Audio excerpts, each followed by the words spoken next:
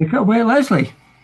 So this first poem, tonight all the poems I'm going to read are from the latest Wanderlust Women collection, She's Some Woman, which is testaments to women through history and across different parts of the world.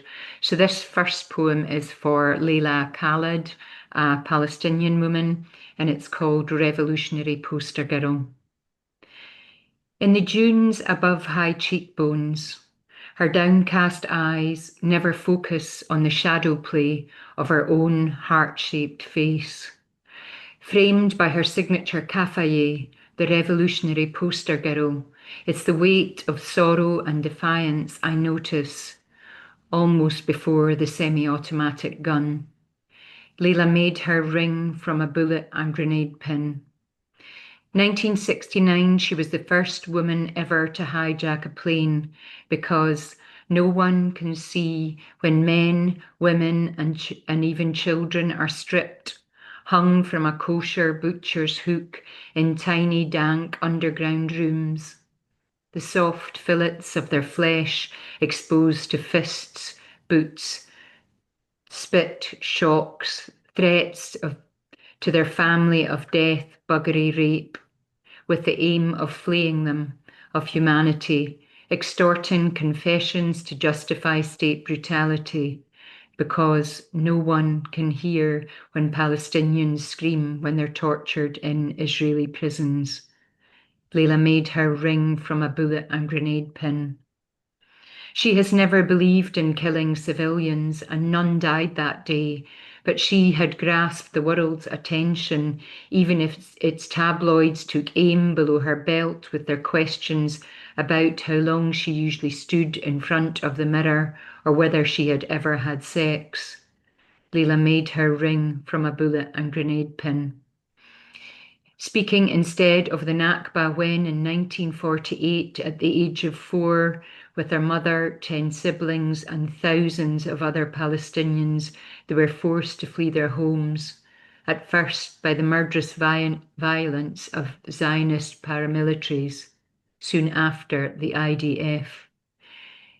They've continued unabated through the Nakba period of 67 to 86 to the present day, to lay siege, massacre, maim, displace, while with that all-important US veto, Israel flouts all UN,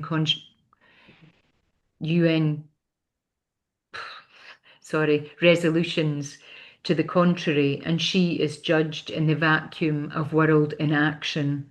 Leila made her ring from a bullet and grenade pin. The alchemists of unequally shared oppressions masquerade as men of the people, deploying every trick in their armory so that we buy into the myths of our entitled perfection while othering with the language of genocide, as it was in Nazi Germany, with all their might, trying to erase millennia of a people, their culture and history. Leila made her ring from a bullet and grenade pin. Thank you. So this next poem is a Doric poem. Um, so just to explain, it's called The Foggy Bummer Veterinarian, and it's for Dr. Elizabeth Hilborn, an American scientist, and she specializes in being a vet for bees. And so the Foggy Bummer is the Doric word for bees. So this is the poem. To keep them calm, she whispers as she's approaching the foggy bummer's hive, her mouth forming a perfect O, as if blan a kiss to the queen, breath ruffling her fuzz o' yalla and black, like the wind rippling through a field o' barley.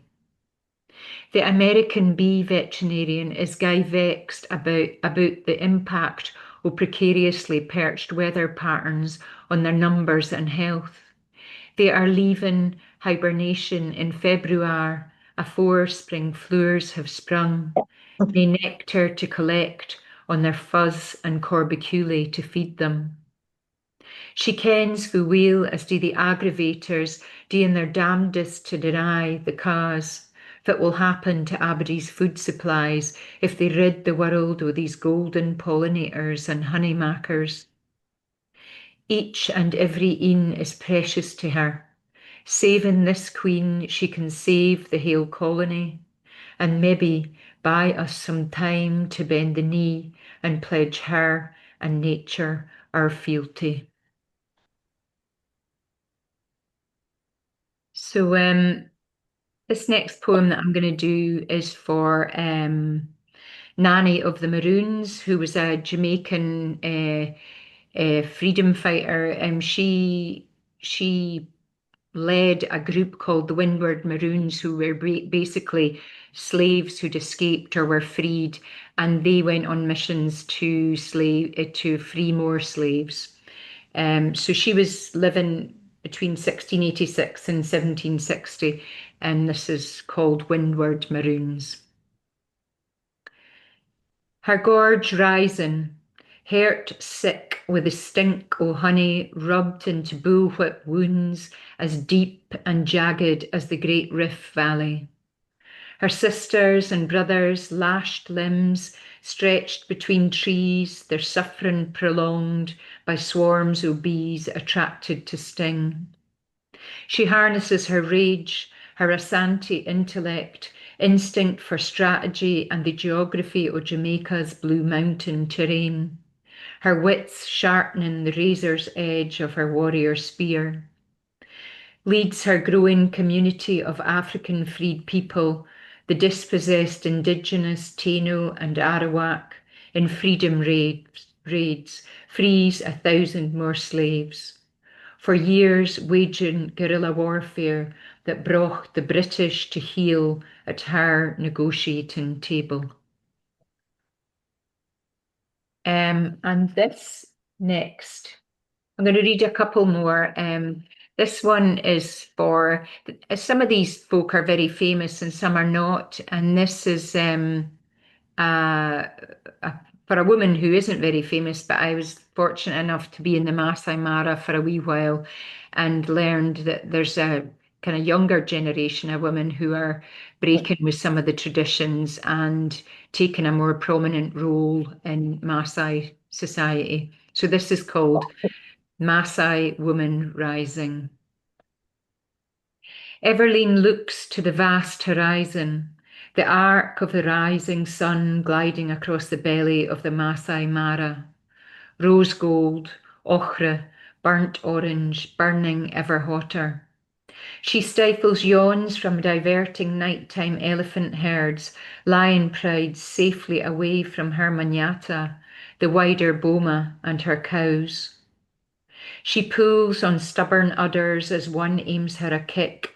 Sidestepping it, she feeds her 4 children its lifeblood, washes and clothes them for the schooling she insists on. Everleen has broken with many traditions, centuries of female genital mutilations, serrated cries that went unheeded, while intellects bled out and lives were sentenced to hard labour, childbearing, bearing the pain. But she holds to their land dearly, sustaining its ways. A diploma in tourism and wildlife management has made her a safari driver guide and a community leader on the Mara's Ripoy Conservancy project, protecting thousands of its acres.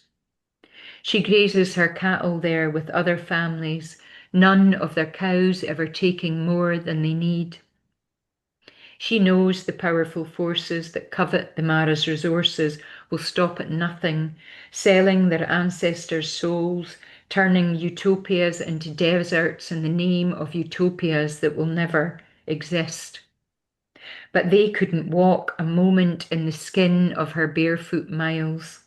So she sits with groups of other Maasai women under the shade of gnarled Oloreroi trees, encouraging them to flourish and endure. And this final poem, in this book, obviously, when you're looking at the different women that we've chosen to write about, There's a lot of them have achieved in many different ways, but also experienced a lot of hardship. So I decided I was going to try and write a bit more of a light-hearted poem. Um, so I like to cook, and for anybody who knows me, I like to eat, and also when I can't be bothered doing anything else, I watch cooking programs. So I thought I'm going to write about a TV chef. So I decided to write about Nigella Lawson, who may not be that familiar to you, but she's known as very sultry and sensuous. But then I discovered she'd experienced quite a lot of hardship, but it becomes a bit lighter after, and it's called How to Be a Domestic Goddess. While he inflicted intimate terrorism under the gaze of the whole world, this domestic goddess kept her counsel. Knowing well upon the deaths of her young mother, sister, and her tiny children's father how to plough on, it appeared that with the full curve of her hip, she simply nudged her brilliant but brutal second husband out of her life, as if nudging a refrigerator door shut. Never imagining she could mend, 6 years on in her full of life kitchen, she indulges her passion, whipping two Italian meringues till they are perfectly perked peaks below her cleavage, setting aside two plump glistening mozzarella for later, while she slices aubergine, cooks up a storm of passata, laying them all together in her parmigiana. Serving main and dessert on porcelain plates, she takes generous mouthfuls in her generous mouth, savouring every last drop with oohs and ahs. The climax is the slow lick of each and every finger, and the freedom to embrace all of who she is. Thanks very much for listening.